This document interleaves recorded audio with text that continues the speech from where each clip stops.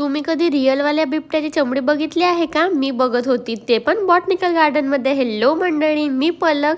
जसं की तुम्ही बघितले होते मागच्या व्लॉगमध्ये, मी आणि माझे फ्रेंड्स लोक आले होतो बॉटनिकल गार्डनमध्ये. हे जे फुकारत आहेत ते इकडून आवाज गेल्याने तिकडे पण आवाज जातो. हा वे पूर्ण सायन्सचं.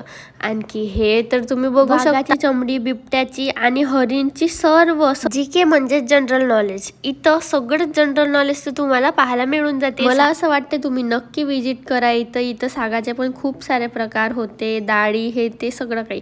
आणि तेजू याला वाघाला अशी बघत होती की तेजूला नाही, तेजू वाघाला खाणार आहे असं. त्याच्यानंतर आम्ही बघितलो 360 डिग्री मध्येची हे मूवी आणि इतकी छान होती. इथं आपला कसं झालं, काय झालं, आपलं निर्माण सगळं सांगितलं होतं.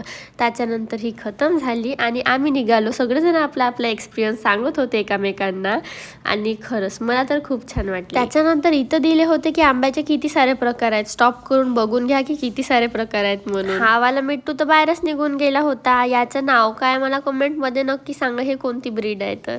त्याच्यानंतर यांना तर मस्ती करायला सांगाच नाही, तर जिथं तिथं चालूच होऊन जाते. पण आमचे नशीब इतके खराब की जाता जाता इतक्या जोरात पाऊस लागलं की आम्हाला ओलं होत जायला लागलं. त्याच्यानंतर मी केलं बॉटनिकल गार्डनला बाय बाय आणि निघालो आपल्या चंद्रपूरला जायसाठी. पाऊस आलं होतं तर वातावरण तर खूप जास्त छान झालं होतं. त्याच्यानंतर ऑल टाइम फेवरेट आम्ही गेलो साजन कांच्या मध्ये, कारण की आम्हाला खूप जास्त भूक लागली होती.